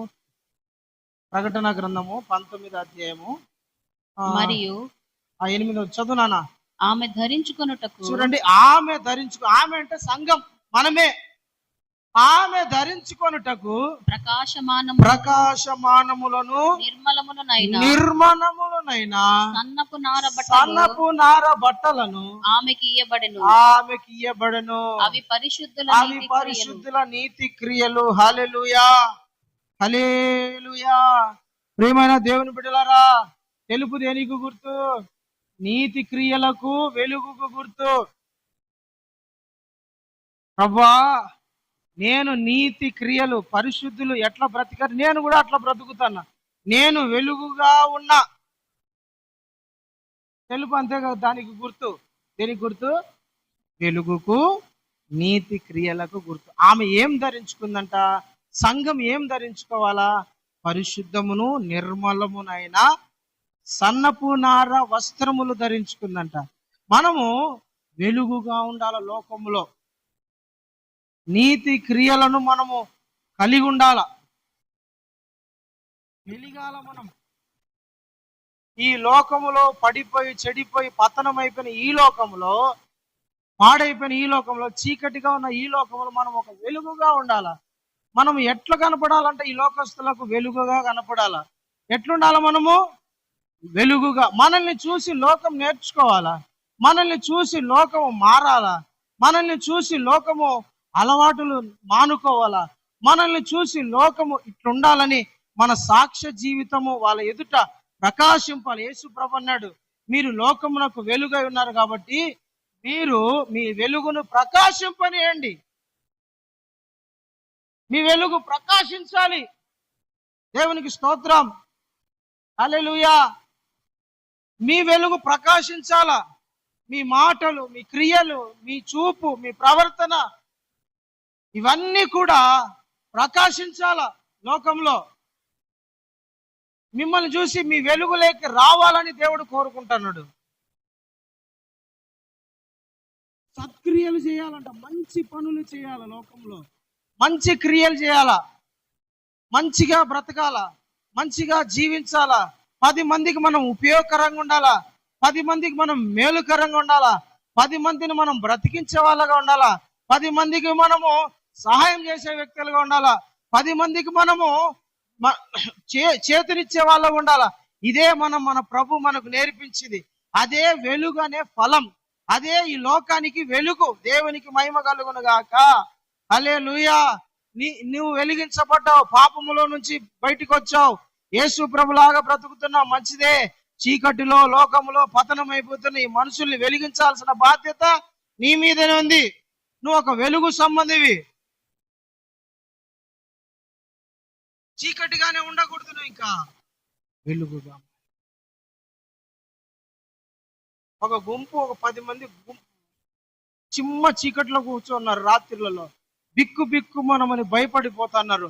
వాళ్ళకి ఎక్కడికి పోవాలో తెలియదు, ఏం చేయాలో అర్థం కావడంలా. తినక 10 రోజులైంది, నీళ్లు దాహం అవుతాయి, నీళ్లు తాగక 2-3 రోజులైనా, ఉన్న నీళ్ళు అయిపోయినాయి. ఎటు చూసినా చిమ్మ చీకటి, భయంకరమైన చీకటి. ఎట్లా వెళ్ళాలనో తెలియని పరిస్థితి. ఆ ఊరు చూస్తే ఇల్లు ముందుకెళ్తే రాళ్ళు, రప్పలు, ముళ్ళులు ఉన్నాయి. భయంకరమైన ప్రదేశంలో ఇల్లు ఉండిపోయారు. అప్పుడు నీ దగ్గర టార్చ్ లైట్ ఉంది, నువ్వు ఏం చేస్తావు? వెలిగిస్తావు. అక్కడ వెలుగు పడితే వాళ్ళు సంతోషిస్తారా? సంతోషిస్తారా? అక్కడ దీపం వెలుగుతే సంతోషిస్తారా? అబ్బా, మేము కోరుకున్న వెలుగు ఈ చీకట్లో బ్రతకడం ఎందుకు, ఆడిపోదాంపా, వెలుగుంది అక్కడ బతుకుదాంపా, అక్కడ కొన్ని రోజులు అక్కడ ఉంటే మనకు కొంచెమన్నా ఏమంటారు క్షేమంగా ఉంటది. ఆ వెలుగులో కూర్చుంటే కొంతమన్నా ధైర్యంగా ఉంటది. ఆ వెలుగులో కూర్చుంటే మనకు కనపడతాయన్నీ అని ధైర్యం ఉంటుందా? ఉండదా?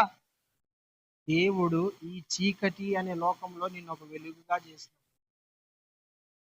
చీకటి లోకంలో నిన్ను ఒక వెలుగుగా తయారు చేసినాడు. నువ్వు ఒక వెలుగు, ఒక దీపము, ఒక దీప స్తంభానివి, ఒక టార్చ్ లైట్, ఒక బల్బు అనుకో. చీకటిలో ఉన్న ప్రజలకు వెలిగించాల్సింది నీవే. వాళ్ళను పవిత్రులుగా, పరిశుద్ధులుగా దేవుని వైపు తీసుకురావాల్సింది నీవే. మంచి మార్గంలోకి తీసుకురావాల్సింది నీవే. యేసు ప్రభు గురించి ఒక అద్భుతమైన మాట రాయబడింది అపోస్తలుల కార్యం 10:32 అనుకుంటా, లేదా 38లోనో. ఆయనంట ప్రజలకు మేలు చేయుచు అనే మాట రాయబడింది అపోస్తలుల కార్యాల గ్రంథము 10వ అధ్యాయము 38వ వచనం చదువునానా?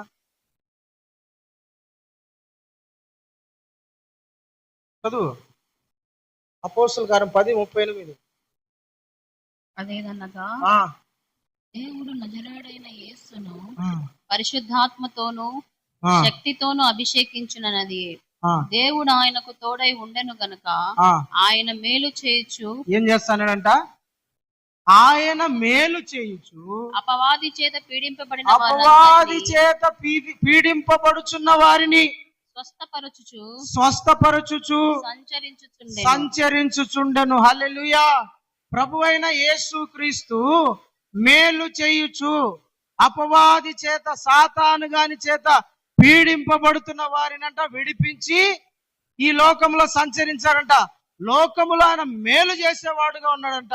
ఆయన తనను తాను ఏమని పరిచయం చేసుకున్నాడంటే, నేను లోకానికి వెలుగై ఉన్నాడు కాబట్టి ప్రజల్ని వెలిగించాడు.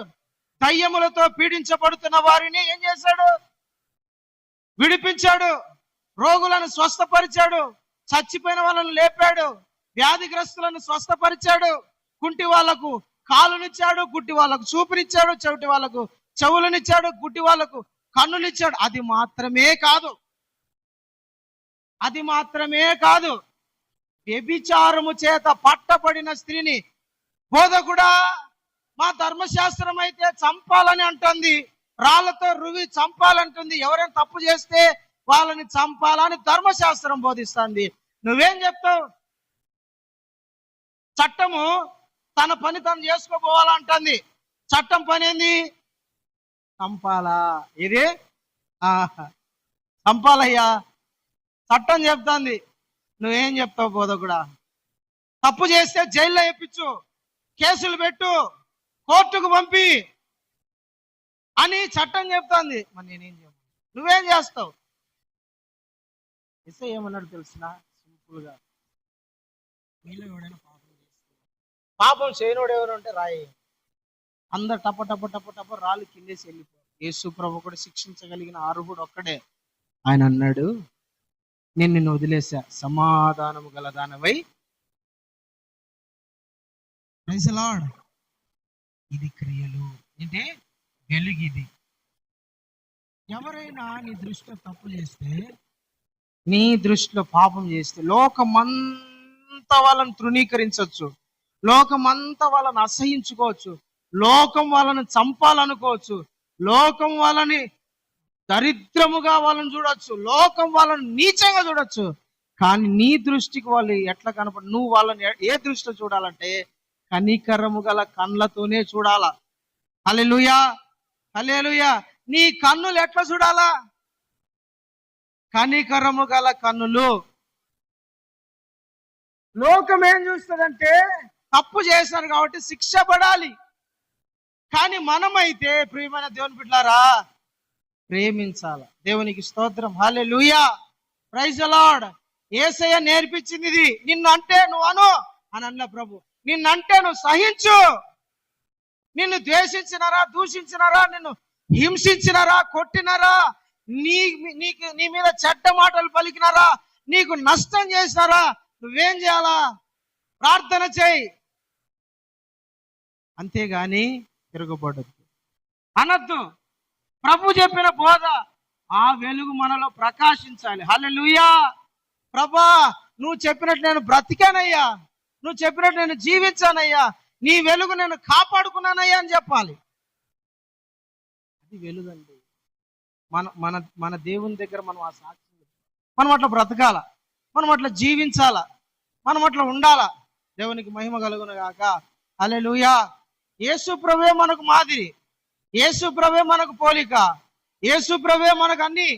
ఆయన తనను ముఖం మీద ఎంగిలు మూసిన వాళ్ళు, పిడిగుద్దులు గుద్దిన వాళ్ళు, తల మీద ముళ్ళ కిరీటం పెట్టి, బోధకుడా ఎవరో చెప్పు, ప్రవచించు, నిన్ను కొట్టిన వాళ్ళు ఎవరో చెప్పు, వెనకల వీపు మీద నుంచి తన్నుతే బోర్ల పడిపోయి ఆయన అన్ని హేళన చేశారు కదా. సిలువలో ఉన్నప్పుడు ఆయన పలికిన మాట ఏం చెప్పండి? వీళ్ళు ఏం చేస్తున్నారో వీళ్ళకి తెలియదు ప్రభు. తండ్రి వీళ్ళని క్షమించు, వాళ్ళకి తెలియదా ఏం చేస్తున్నారు, వాళ్ళకి తెలియదంట కదా. తెలుసు, బట్ యేసయ్యకున్న మనసు ఎందుకు తెలిసిన? క్షమించాలి. అది వెలుగు మనలో కనపడాలి. దేవునికి స్తోత్రం, హల్లెలూయా, హల్లెలూయా. అది మనలో కనపడాలని ప్రభు కోరుకుంటున్నాడు. అది మనలో ఉండాలి. ఆ వెలుగు మనలో ప్రకాశించాలి. ప్రజలకు మేలు చేసే వాళ్ళగా ఉండాలి. ప్రజలకు ఉపయోగపడే వ్యక్తులుగా మనం ఉండాలి. ప్రజలకు మనము ఏదో ఒక రకంగా దేవుని ప్రేమను పంచే వాళ్ళగా మనం ఉండాలి. ప్రజలకు ఏదో ఒక రకంగా యేసుక్రీస్తు ఎవరో చెప్పే వాళ్ళు ఉండాలి. ప్రేమ, ఆయన వాత్సల్యత, ఆయన క్షమాపణ, ఆయన కనికరము ఏంటో వెలిగించే వ్యక్తులుగా మనం ఉండాలి. కానీ మనము మరుగైపోయి చీకటులను వ్యక్తులుగా మనం ఉండకూడదు. హల్లెలూయా.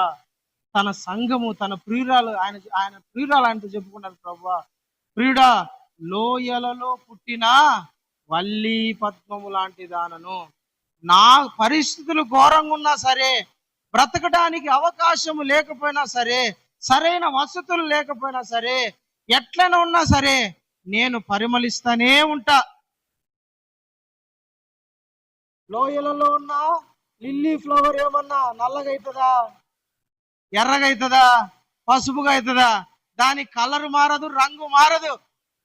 అది లోయలలో ఉన్న అదే కలర్ ఉంటది, అడవులలో ఉన్న అదే కలర్ ఉంటది, ఎక్కడున్నా అదే కలరే ఉంటది. ఆ లిల్లీ ఫ్లవర్ మారుతుందా?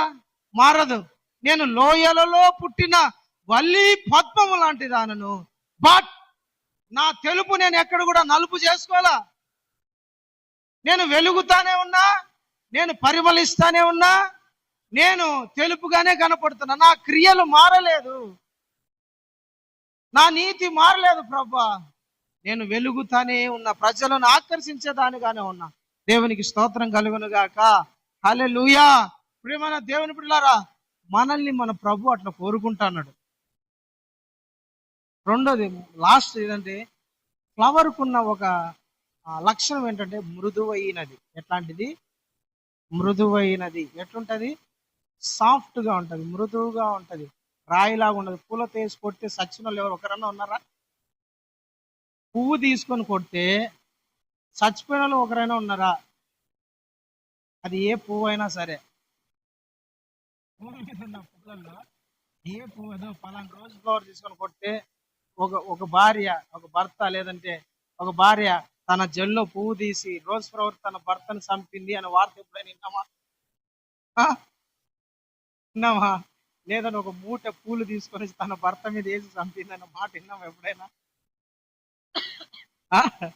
పూలు తీసుకురాకపోతే చంపిందనే విషయాలు విన్నాం, కానీ పూలతో చంపిన విషయం ఇప్పుడు వినలేదు కదా మనం. విన్నామంటారా? ఒక లారీ ఫ్లవర్ ఇల్లేసినా కూడా మనిషి చచ్చిపోడే, అంత మృదువైంది అది. అవునంటారా కాదంటారా? అంత సాఫ్ట్ గా ఉంటాయి ఫ్లవర్స్. ఒక లారీ అన్ని వేసినా కూడా, రాజకీయ నాయకులు చూడండి, రాజకీయ నాయకులు వచ్చినప్పుడు వేసి కావాలని కొట్టంటారు, వేసి పూలు చల్లేటప్పుడు ఎప్పుడైనా చూసారా? కొందరేమో ఇట్లా బాగా చేస్తారు, కొందరేమో ఏదో పగబట్టి కొడతారు, చూసినారా? అట్లా కొడతారు పూలతో తీసి ఇట్లా కొడతారు. అయినా కూడా ఏం కాదు, కనీసం గీత కూడా పడదు ఆ పూల ద్వారా, దెబ్బ తగలదు. అయ్యో పువ్వు తగిలి పాపం బొక్కబడి రంధ్రం పడి రక్తం కారిపోతుంది అని విన్నామా ఎప్పుడైనా ఒక వార్తన? రాజకీయ నాయకుడు ఒక ఫ్లవర్ తగిలి కన్ను పోయిందన్న మాట విన్నామా? ఏమి లేదు, అది సాఫ్ట్, మృదువైనది. అంతే కదా? అవునా కదా? ఏం చెప్పండి తల్లులు? హల్లెలూయా. సాఫ్ట్ పువ్వు చాలా మృదువైంది, చాలా సున్నితమైంది, సాఫ్ట్ గా ఉంటది. మనం కూడా అలా సాఫ్ట్ గా ఉండాలని దేవుడు కోరుకుంటాడు. పేతురు పత్రిక, మొదటి పత్రిక 3వ అధ్యాయం 4వ వచనాన్ని ఒకసారి చూడండి. పేతురు మొదటి పత్రిక 3వ అధ్యాయం 4వ వచనం చదువునానా. సాధువైనట్టు మృదువైనదైనా గుణము అను అక్షయమైన అలంకారము మీ హృదయపు అంతరంగ స్వభావము మీకు అలంకారముగా ఉండవలెను, అది దేవుని దృష్టికి మిగుల విలువ గలది. హల్లెలూయా. చూడండి ఏంటంట, సాధువైనట్టుదియు మృదువైనట్టుదియు గుణము అక్షయమైన అలంకారము. ఏ అలంకారం ఉండాలంట? అక్షయమైన అలంకారం. అంటే అక్షయం అంటే పాడు కానిది, చెడిపోనిది అని అర్థం. మనం అందంగా కనపడాలని రోజ్ ఫ్లవర్లు పెట్టుకున్నా, లిల్లీ ఫ్లవర్లు పెట్టుకున్నా, ఇంకా ఏమేమి ఫ్లవర్లు పట్టుకున్నా పైకి అందాన్ని ఇస్తామే కానీ హృదయ అంతరంగం బాగుండదు కదా. దేంతో అలంకరించుకోవాలంట? మృదువైన అలంకరణ, సాధువైన అలంకరణ, గుణమైన అలంకరణ మన ప్రభు మన దగ్గర నుంచి అట్లా కోరుకుంటున్నాడు. నువ్వు దేవుడు నిన్ను ఇష్టపడాలంటే నీ అలంకరణ ఏమై ఉండాలి? పై అలంకరణ కాదు, పై రూపము కాదు, పైన అలంకరించుకోవడం కాదు. మనం శరీరాన్ని అలంకరించుకోవడం కాదు, హృదయాన్ని అలంకరించుకోవాలి, మనస్సును అలంకరించుకోవాలి, హృదయాన్ని తయారు చేసుకోవాలి. దేన్ని అలంకరించుకోవాలా? హృదయాన్ని అలంకరించుకోవాలా. నువ్వు నల్లగున్నా ఎవరో ఒకరు నిన్ను పెళ్లి చేసుకుంటారు, పొట్టుకున్నా ఎవరో ఒకరు నిన్ను పెళ్లి చేసుకుంటారు, పొడుగున్నా పెళ్లి చేసుకుంటారు. నువ్వు ఎట్టున్నా కూడా నిన్ను పెళ్లి వివాహము చేసుకునే వాళ్ళు ఉంటారు. నువ్వు ఎట్లున్నా నీ భర్త నిన్ను ప్రేమిస్తాడు, నువ్వు ఎట్లున్నా నీ భార్య నిన్ను ప్రేమిస్తుంది.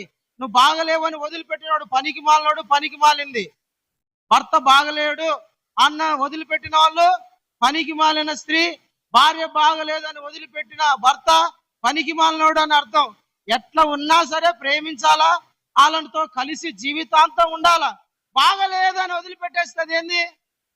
దరిద్రం, పంది బతుకది. కుక్క బతుకుతుంది, లోకంలో ఇల్లు బతుకుతారు. భార్య బాగలేదు, అందంగా లేదు, అందం లేదు, సొగసు లేదు అనుకుంటే నీ కోసము ఒక రోజు అలంకరించుకుంటది, 10 రోజులు అలంకరించుకుంటది. మళ్ళా కథ ఏంది? జీవితాంతం అలంకరించి నీకోసం నటించి బతుకుతుందా? బతకాలనా? నీకోసం నటిస్తా బతకాలనా చెప్పండి? నలుపు రంగు కోసము ఆ తెల్ల పౌడర్ వేసుకుని దయ్యంలా కనపడితే అది నీకు సరిపోతుందా? ఇష్టమేనా? ఓకేనా? యాక్సెప్టెడా? అందంగా పైకి అలంకరించుకుంటే సరిపోతుందా? హృదయం ఎట్టుండాలా? నీ మీద నాకు వీడు ఎప్పుడెప్పుడు పోవాలా అనుకుంటది.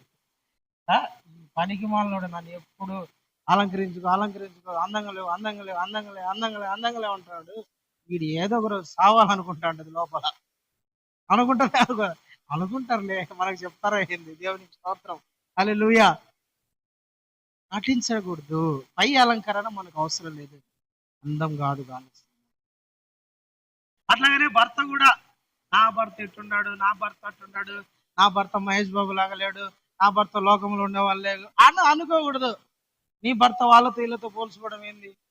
వాళ్ళు సరిగ్గా తినరు, సరిగ్గా బతకలేరు. వాళ్ళు ఎప్పుడు ఇంకొక ఆమెతో పోతాడు. నీ భర్త కూడా పోయినా 10 మంది హీరోయిన్లకు ముద్దులు పెట్టుకుంటూ తిరుగుతా అన్నాడు. నీ భర్త కూడా అటు తిరుగుతూ ఓకేనా? యాక్సెప్టెడా? 10 మంది హీరోలు సినిమాలో 2 హీరోయిన్లతో తిరుగుతా అంటాడు. అట్లా నీ భర్త ఉండడం యాక్సెప్టెడా? లోకంలో ఉండే వాళ్ళతో కోరుకుంటావు. లోకంలో ఉండేవాడు ఏం చేస్తాడు? భార్యను కాదని ఇంకొకటి కానీ పెట్టుకుంటాడు. నా భార్య ఎట్టున్నా భర్త పర్వాలేదు, అందంగా నాకు కనపడాలా, ఎంత మందితో తిరిగినా పర్వాలేదు అనుకుంటావు. నువ్వు బాగుండాలా, అందం ఉన్నా లేకపోయినా పర్వాలేదు, నన్ను ప్రేమించాలా అనుకోవాలంతే భార్య. అవునా కాదా? Yes or no? నా భర్త బాగా హెయిర్ స్టైల్ ఎందుకు 10 మంది ఆడవాళ్ళు చూసి చెడిపోయేవాడు, పనికి మాలినోడు అయిపోయి అట్లుండడం అవసరం అంటారా? నీ భర్తకు నువ్వు, నీ భార్యకు చాలు, అంతకు మించిన అందం అవసరంలా. దేవునికి స్తోత్రం, హల్లెలూయా, ప్రైజ్ ది లార్డ్. వెలుపటి అలంకరణ దేవుడు కోరుకోడు, హృదయ అంతరంగమును దేవుడు కోరుకుంటాడు. హృదయమును అలంకరించుకోవాలా. మృదువైనదంటే త్వరగా కొప్పడనది. సాధువైనదంటే సచ్చింది అని అర్థం. సాధువైందంటే సచ్చింది అని, లోకంలో సచ్చింది. అంటే మనం ఎట్లుండాలంటే సాధువైనట్టు మృదువైనట్టు గుణము అను అక్షయ అలంకారమును ధరించుకోవాలంట. దేవునికి స్తోత్రం, హల్లెలూయా, హల్లెలూయా. దేవుడు మన దగ్గర నుంచి కోరుకుంటాడు, ప్రభా ఇదిగో నేను మృదువైన దానను, నేను అక్షయమైన దానను, ప్రభా ఇదిగో నేను గుణవతిని. ఏంటంట? నేను గుణవతిని ప్రభా, నేను గుణమైన దానను. అందరూ పరమగీతంలో మీరు చదివే ఉంటారు, నేను నల్లని దానని చిన్న చూపు చూడకండి. ఆమె నల్లది. ఇప్పుడు చెప్పుకున్నామా, నేను షారోను వలములో పుట్టిన దానను, లోయలలో పుట్టిన వల్లి పద్మము దానని చెప్పుకున్నామా? ఆమె చెప్పుకుంటది ముందు మొదటి అధ్యాయంలో, యెరూషలేము కుమార్తెలేరా నేను నల్లదాని అని నేను చిన్న చూపు చూడకండి అమ్మా. ఎట్లాంటిదంట? ఆమె చూడ్డానికి నల్లనిది, బొగ్గులాగుంటది చూడ్డానికి, కానీ తన ప్రియుడు అంటాడు, ప్రియురాలా నీవు సుందరివి అబ్బా భలే ఉన్నావే నువ్వు అంటాడు. దేవునికి స్తోత్రం, హల్లెలూయా. యెరూషలేము కుమార్తెలేమో బాగా అలంకరించుకొని ఉన్నారు, ఈమె ఏమో ఆ పొలములమ్మడి తిరుగుతా ఈ మేకలను కాల్చుకుంటా నల్లది పాపం చెమట తుడుచుకొని పెడుతుంది, గబ్బు వాసన, చెమట వాసన. కానీ ప్రియుడికి ఎట్ట కనపడదు, వాళ్ళకి చెప్పుకుంటాంది. వీళ్ళేమో ఏ ఖరీదానా సులమితి డ్రా అంటున్నారు. ఆమెను పలకరీయడం, ఎప్పుడు తిట్టుకోవడమే. ఈ కర్రీ ఆడ ఎప్పుడు ఆడనే ఉంటది, ఒంటరిగా ఉంటది. ఏమో ఏం ఏం మాటలు ఉంటాయో, ఏం ఆలోచించుకుంటా ఉంటదో. మనలో కలవచ్చు కదా, మనతో మాట్లాడొచ్చు కదా, ఒంటరిగా ఉంటది, ఏం చేసుకుంటా ఉంటది అని ఈ ఎరుసలేం ఫ్రెండ్స్ తిట్టుకుంటా ఉన్నారు ఎప్పుడు. ఎప్పుడు అడుగుతా ఆ మేకలు కాసుకుంటా ఉంటది, ఆడుంటది, ఈడు కొండమ్మ తిరుగుతా ఉంటది, లేదంటే పొలాలలో ఉంటది. ఏమో ఏది ఈ ఖరీదు ఎప్పుడు అట్లా మాట్లాడుకుంటా ఉన్నారు. ఆమె చూసి బాధపడి, ఎరుసలేము కుమార్తెలారా మీరు అందగత్తెలే, నేను నల్లని దానను, చిన్న చూపు చూడొద్దన్నమ్మా. ఎందుకంటే నేను పొలాలలో ఆ మేకల చుట్టూ తిరిగి తిరిగి నల్లదాన్ని అయిపోయాను. ప్రియుడు వచ్చినాడు, ప్రియుడా అందరు నన్ను నల్లదాన్ని అనుకో, మాట అనొద్దు, పెడుతున్నావంట. ఆ ప్రియురాలా నీవు సుందరివి సుందరివి, అతి మనోహరమైన దానివి, నీ ముఖము నేను చూడాలనుకుంటాను, నీ ముఖము మనోహరం. అది పాడింది యేసు ప్రభు సంఘాన్ని గురించి. ఎవరి గురించి? యేసు ప్రభు అంటాడు, నీ ముఖము మనోహరంగా ఉందమ్మ ప్రియురాల, నువ్వు నల్లని దానివి లోకస్తులు, కానీ నాకెట్ట కనబడుతున్నావు? ఇలా కనబడతాను, అందంగా కనబడతాను, తెల్లగా కనబడతాను, చాలా బాగున్నాను, ఐ లవ్ యూ అంటాడు. దేవునికి స్తోత్రం, హల్లెలూయా.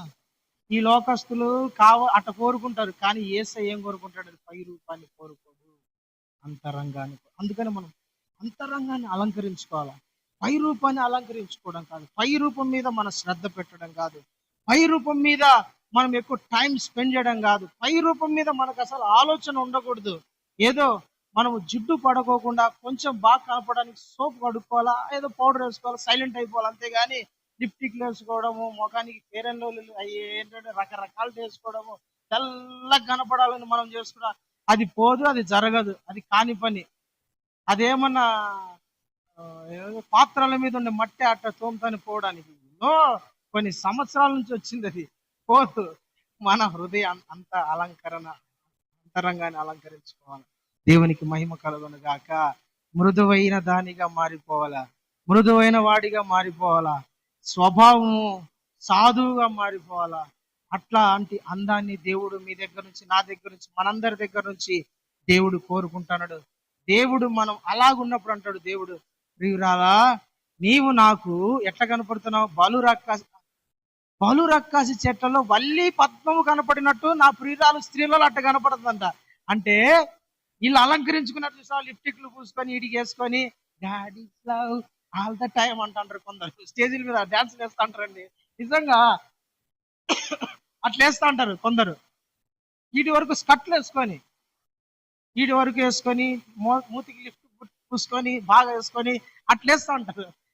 అలాంటి ఇప్పుడు వాళ్ళు చూడడానికి ఏంటంటే వేల మంది ఉంటారు, జుట్టీర పోసుకొని, చున్ని కూడా వేసుకోకుండా, బాగుండకోకుండా అనే డాన్సులు వేస్తా పాడుతూ ఉంటారు. ఇంగ్లీష్ లో పాటలు అని పాడుతారు వాళ్ళు పాడడానికి. ఎంత లేడీస్ అందరు కూడా అట్లే, ఆడుండే వాళ్ళందరూ అంతే, సగం మందికి ఓనీలు ఉండవు, చున్నీలు ఉండవు, అందరు అట్లే ఉంటారు. ఇట్లా లేస్తుంటది పైకి. ఒకడేమో ప్యాంటు చినిగిపోయి, ఒకడేమో షర్టు చినిగిపోయి, ఒకడేమో ప్యాంటు కిందికి జారిపోయి లోపల అన్ని కనపడుకుంటావానికి.